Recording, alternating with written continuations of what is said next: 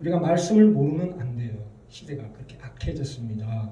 이 말씀을 보는 방법을 우리가 알아야 합니다. 그리고 이 말씀이 과연 우리에게 무엇을 말씀하고 계시는가? 여기 보시면 계속 하나님을 아는, 하나님을 알아라, 예수 그리스도를 알아라, 성령님을 알아라 이렇게 나옵니다. 그죠? 이 안다는 것이 굉장히 최고 중요합니다. 믿음이라는 것은 하나님을 아는 거예요. 안다는 것은 단순하게 I see you가 아니에요. I know you. 부부간에 서로 아는 것처럼 척하면 척 이렇게 알아들어야 된다 이 말이죠.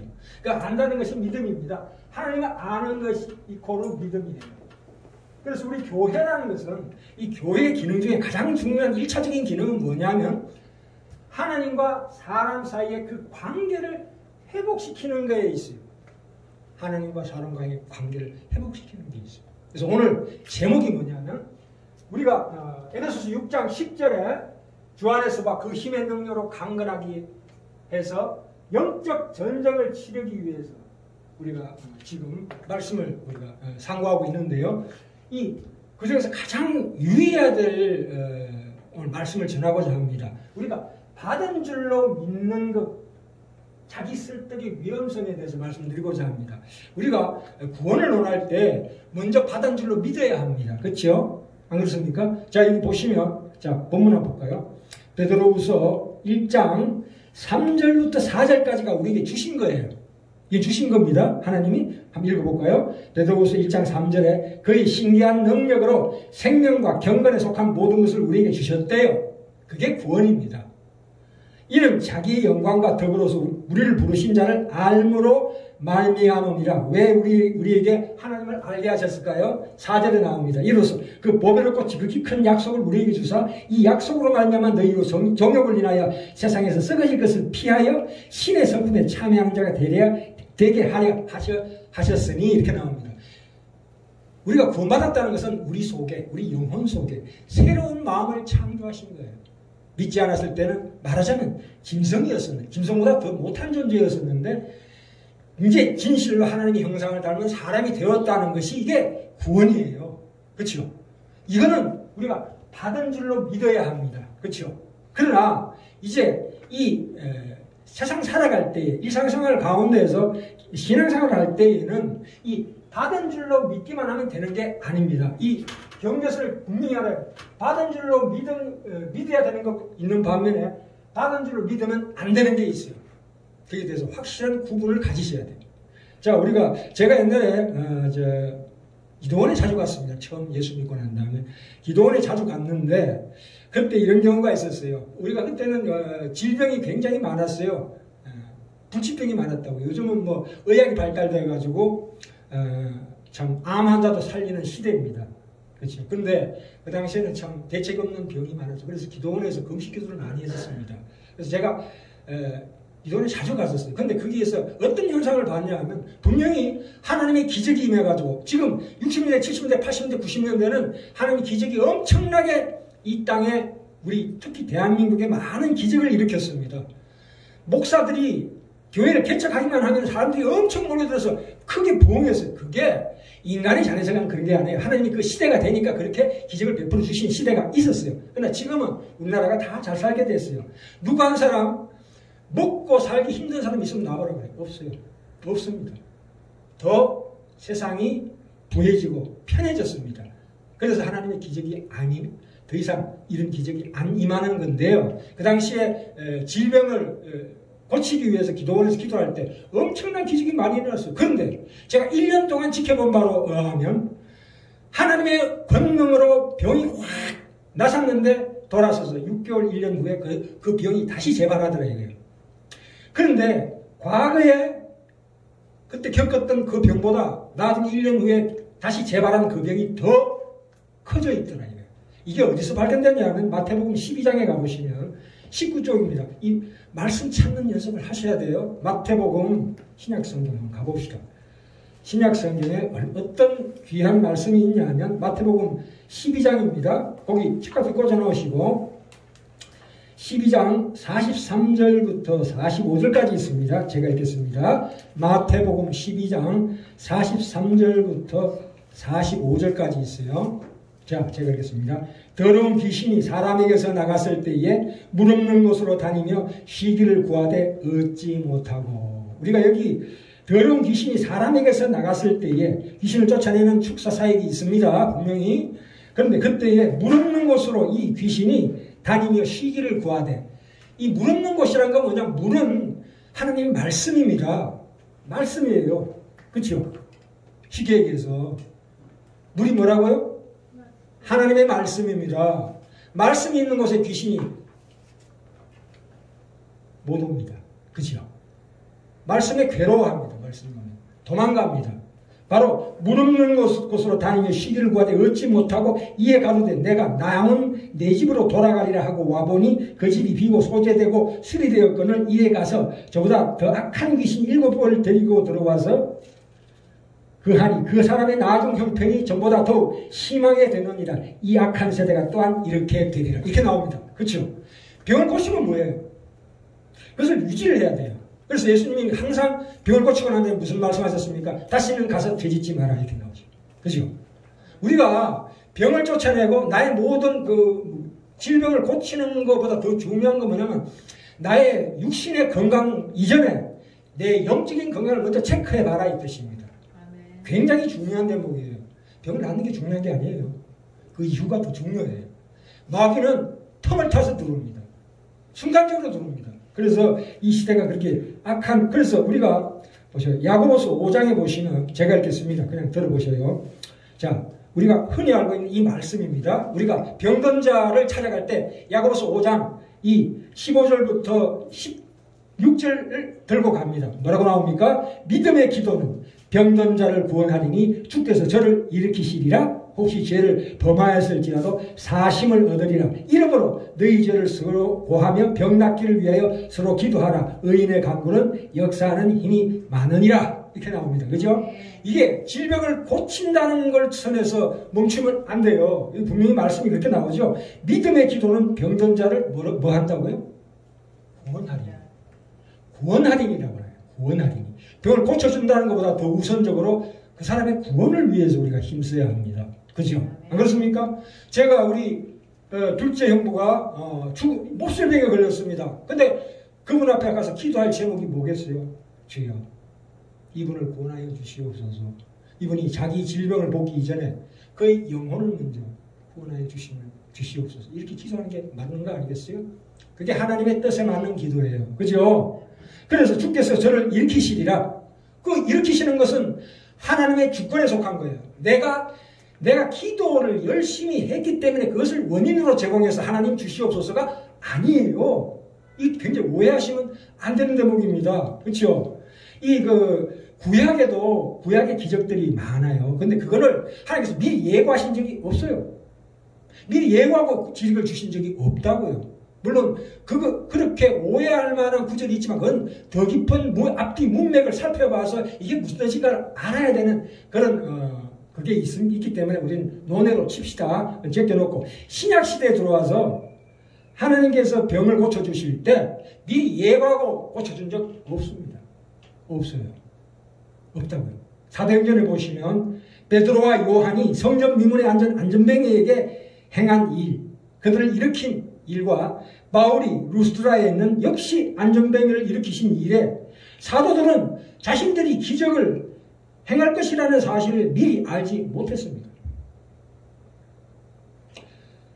사람은 이 특별한 하나님의 기적이 발생하고자 하는 그 시점에서 비로소 알게 된다 이거예요. 무슨 얘기냐? 베드로 요한이 안전뱅이를 봤을 때, 다가갔을 때, 그때 하나님께서 안수해라. 나을 것이다. 확실한 뚜렷한 하나님 성령의 충만함이 있었습니다. 그거예요. 우리가 자꾸 오해하는 건데 내 소원을 내놓고 하나님 도와주시고 이거는 사실은 어떻게 보면 좀 미안합니다. 이제 어느 정도 3년 동안 우리 말씀을 같이 은혜 받았기 때문에 하는 말인데 그건 신앙이 아니에요. 그건 우상이에요. 우상이라고요. 나의 소원을 내려놓고 하나님 도와주시오. 이거를 이루어 주신 받은 줄로 믿습니다. 그건 잘못된 거예요. 그건 자기 최면이고 자기 암시고 주문이에요. 아닙니다. 그렇게 우리가 오해하시면 안 됩니다. 참 우리가 오늘날 신유 집회 같은 데서 이런 잘못된 허황된 얘기를 많이 듣습니다. 그런데 딱 가시면 안 돼요. 우리가 이 악한 세대에 잘못 가면 큰일 납니다. 이 영혼을 다루는 이 신학이라는 것은 그렇게 간단하지가 않아요. 이 말씀을 왜 이렇게 두꺼워요? 그만큼 이 말씀이야말로 능력이고 권능이기 때문에 그렇습니다.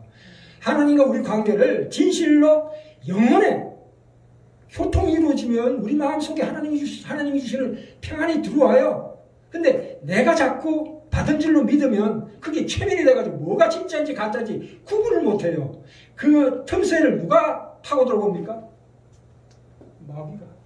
악한 영들이 들어와서 거짓 체험을 일으킵니다. 그걸 막아야 합니다. 우리가 뚜렷하게 영적인 각성이 일어나야 해요. 그렇죠? 우리는 세상의 출세나 돈을 벌기 위해서 명예를 위해서 그게 힘을 쓸 여유가 없는 사람이에요. 지금 그렇지 않습니까? 우리 영혼이 살고 드디어 천국 가는 것이 우리 목표 아니겠어요? 안 그렇습니까? 진실로 참 그렇기 때문에 진실로 하나님께 주시는 기적은 우리가 원해서 주시는 게 아니고 하나님이 주권적으로 인격자이십니다. 성령님도 인격자세요. 그분의 마음이에요. 주권으로 우리에게 언젠가 그 기적을 행할 시기와 장소와 때는 하나님이 정하십니다. 우리가 정하는 게 아니에요. 우리가 함부로 받은 줄로 믿으면 안 돼요. 구원은 받은 줄로 믿는 게 확실합니다만 그 이외에 나는 신앙생활 가운데서 여러 가지 기도할 때에 받은 줄로 믿지 말라 이 뜻입니다. 그죠? 참 우리가 참 심각합니다. 왜냐하면 이 우리가 믿음이라는 것을 이 믿음을 정신력으로 오해하시면 안 됩니다. 이거 정신력, 신력, 자기 암시, 최면으로 오해하시면 안 된다고요. 이 믿음이라는 건 뭡니까? 이 성령의 권능은 우리 정신력과 신념이 아니에요. 성령은 다시 말씀드리지만 인격체예요. 인격체. 이 성령은 하나님의 감동으로 성령의 감동으로 쓰여진 것으로서 이 정확무오한 하나님의 말씀이십니다. 이 성경은 우리의 이해로는 이해되지가 않는 말씀이다 이 말입니다. 그걸 증명하려고 노력하지 말아요. 차근차근 신앙생활 할 때 서서히 내게 이해되어진대. 이해되는 게 아니고 이거는 애서 증명하지 말고 자연스럽게 증명되어지는 거다 이겁니다. 생명은 증거의 책이 아닙니다. 증거야 옛날에 그 나오죠. 히브리서 11장 39절 40절 나오죠. 옛날에 구약의 선지자들은 증거를 많이 받았어요. 그것도 희미한 증거예요. 그러나 그들은 약속을 받지 못했다고 그랬어요. 약속을 받지 못했어요. 그러나 우리는 증거도 받고 약속도 받았어요. 뭘로? 말씀으로. 특히 예수 그리스도의 성육신, 십자가에 달리시고 부활하신 그거를 우리가 안다 이거예요. 뭘로? 영혼으로 봤다. 천국에 가보지는 않았지만 내 믿음으로 그걸 본 것처럼 그게 믿음이에요. 아멘. 눈에 보이지 않는 거예요. 절대. 눈에 보이는 게 아니라고요. 눈에 보이지 않는 걸 믿는 것이 그게 믿음이라고요. 아멘. 그 말씀을 통해서 우리가 그 믿음이 하나 쫙 쌓이는 거예요. 말씀 모르면 완전 꽝이에요. 꽝. 내가 지금 어디로 가고 있는지, 내가 지금 무엇을 하고 있는지, 무엇을 믿는 건지, 하나님을 믿는 건지, 하나님이라는 나의 생각을 믿는 건지 구분이 안 돼요. 제가 왜 이 어려운 말씀을 이렇게 구구하게 목청 높여 외칩니까? 저는 이 말씀을 전하기 위해서 일주일 내내 애씁니다. 혹여나 잘못 전하는 게 없을까? 끊임없이 고정하고 고정합니다.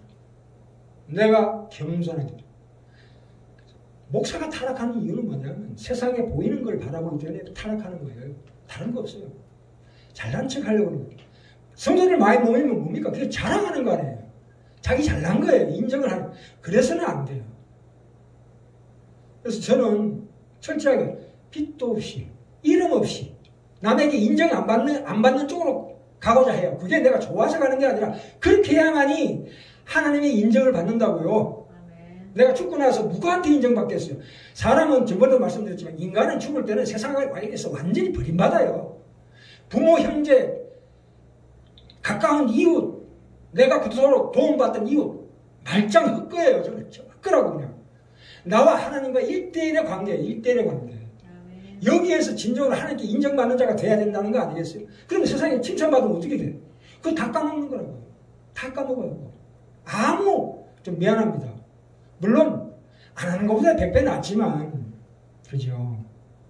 하나님 위해서 선한 일을 하고 착하게 살고 이게 아니에요. 왜 착하고 선하게 살려고 그럽니까? 세상 사람들한테 인정받으려고 그런 거 아니겠어요? 잘 자기 자신 내면을 들여다보세요. 내가 정말 하나님을 사랑해서 이런 행동을 하는 건가? 아니면 사람들에게 인정받으려고 하는 것인가? 나의 옳음을 증명하기 위해서 하는 것인가? 그죠? 사람을 용서할 때도 용서하는 척하는 거지 용서하는 게 아니에요. 그죠? 이 아주 미묘한 걸 우리가 이해하고 들어가야 돼요. 신앙생활은 그렇게 단순한 게 아니에요. 참, 이 기도란 것은 온전히 나의 뜻을 하나님 아버지께 굴복시키는 거예요. 내 뜻을 하나님 아버지께 굴복시키는 거라고요. 내 삶의 모든 것, 아버지의 뜻이 내 안에 있어 이루어지도록 조용히 자리를 내어드리는 것이 기도예요. 아멘. 자신의 머릿속으로 자신이 갖고자 하는 모든 것을 청사진으로 이렇게 걸어놓고 기도한다는 것은 하나님 결정해 주십시오. 이거 아니에요. 이건 무상이에요. 그렇지 않습니다. 내가 하나님 앞에 나가서 주님의 뜻을 물어야 합니다.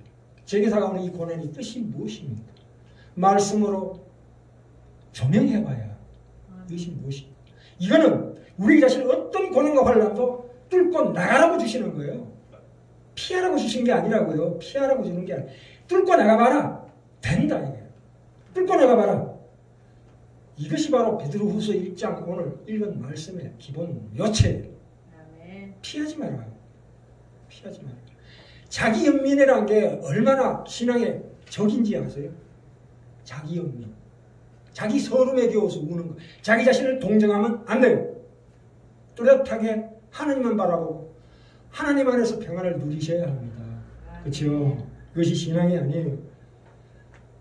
성령은 우리에게 찾아오셔서 인간에게 역사하시는 절대 주권자로서의 하나님의 영이십니다. 그 인격을 우리가 인정해야 합니다. 하나님, 저를 도와주시옵소서. 기도와 간구, 너희 구할 것을 우리 하나님께 오직 기도와 간구로서 탄식하듯이 구하라. 그리하면 모든 지각에 뛰어난 하나님의 평강이 그리스도 예수 안에서 너의 마음과 생각을 지키시리라. 그걸 믿으셔야 합니다. 세미하게 다가오는 하나님의 성령님의 그 감동 감하심이 내 영혼을 축축히 적시는 그 체험을 하시기 바랍니다. 내가 원하는 거 아닙니다. 하나님이 주시길 원하시는 것, 하나님 기뻐하시는 것을 내 소원으로 삼기를 바랍니다. 그죠? 우리가 거기 보시면 마태복음에도 나오죠. 마태복음 11장 22절에 보시면 예수께서 그들에게 대답하여 이르시되 하나님을 믿으라. 내가 진실로 너희에게 이르노니 누구든지 이 산들을 들려 바다에 던지라 하며 그 말하는 것이 이루어질 줄 믿고 마음에 의심하지 않으면 그대로 되리라. 그러므로 너희에게 말하노니 무엇이든지 기도하고 구한 것은 받은 줄로 믿으라. 그리하면 너희에게 그대로 되니라 했을 때 여기에 가장 강조점이 뭐냐면 하나님을 믿으라 이거예요. 하나님을 믿으라. 하나님을 믿는다는 게 뭐예요? 그의 뜻대로 구하셔야 돼요. 그의 뜻대로 구하시면 들으십니다. 그렇죠? 네. 안 그렇습니까? 우리가 내 뜻대로 아까도 말씀드린 내 질병의 치료보다 영혼의 건강이 우선됩니다. 그렇죠? 이 유사품이라는 것은 참으로 위험한 겁니다. 그렇죠? 그럴듯한데 가짜. 이런 걸 우리가 경계해야 합니다. 그죠? 다시 한번 말씀드립니다. 우리가 어떤 하나님의 임하심은 우리가 내 믿음으로 취할 수 있는 게 아니에요. 구원은 우리가 받은 줄로 믿어야 되지만 그 후에 다가오는 신앙생활 가운데 내가 기도할 때 받은 것은 주어지는 거예요. 내가 원한다고 주시는 게 아니에요. 하나님이 하나님께서 정하신 때에 자기 방식대로 주십니다.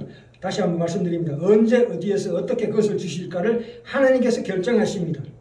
우리는 다만 그 받은 것에 대한 반응을 할 따름입니다. 항상 이거를 우리가 깊이 명심하셔야 합니다. 우리가 하나님은 간혹 그렇습니다. 우리를 부모가 그러잖아요. 애를 멀리 띄워놓고 한석봉 어머니 그러죠. 나가서 공부해라. 나를 떠나라. 그 혈육간의 정을 끊어버려요. 왜요? 훌륭하게 키우기 위해서. 하나님은 자주 그래요. 자주 그러셔요. 우리를 멀리 띄워놓으셔요. 하나님이 없는 것처럼 느끼게 만든다고요. 그렇죠? 그런 경우가 허다하죠.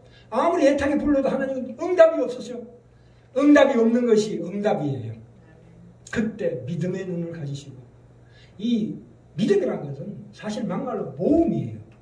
눈에 보이지 않는 것을 믿는 거라니까요. 그러니까 그 길을 더듬어 가게 하셔요. 인생이 비틀비틀거립니다. 왔다 갔다 하고 이래 갔다 저래 갔다. 그럴 때 올바른 판단과 결정을 내리셔야 합니다.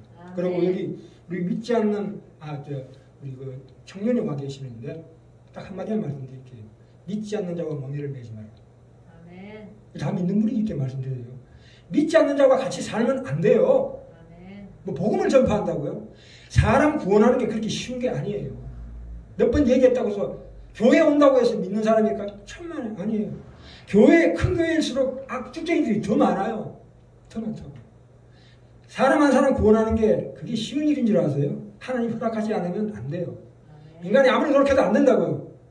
소하고 당나귀를 같은 멍에다가 매어놓으면 어떻게 됩니까? 이 껍질이 다 벗겨져 버려요. 둘 다. 응? 믿지 않는 자와 믿는 자가 같이 결혼해버리면 이게 심각해져요. 이거. 사탄의 소굴로 들어가는 거예요. 그게. 순교할 각오 아니면 결코 믿지 않는 자와 결혼하시면 안 돼요. 자녀들이 그걸 신심당부하셔야 돼요. 무책임하게 그렇게 그냥 아무렇게나 구원을 무슨 시장바닥에서 사는 걸로 생각하시면 안 돼요. 얼마나 이게 사단이 인간을 꽉 잡고 있는데 그걸 가서 늑탈해와야 되는 거예요. 늑탈해와야. 하나님께서. 그 하나님의 열심이 있어야 한 사람 구원받는 거예요. 이거 무시무시한 겁니다. 이거 하나님. 절대 안 믿는 자와 멍에를 같이 매지 마십시오. 아멘. 부탁입니다. 아멘. 우리는 외부에 드러나는 이 고운 외모가 언제 찌그러집니까? 나이 60, 70 넣어봐요. 이게 다 찌그러져요. 근데 변하지 않는 게 있어요. 눈. 우리 사모와 저는 눈과 눈을 마주 볼 때 그 속에 우리 사모의 최고의 전성기의 모습이 보였어요. 눈이 살아있는 영적인 이 오간 중에 최고 좋은 겁니다.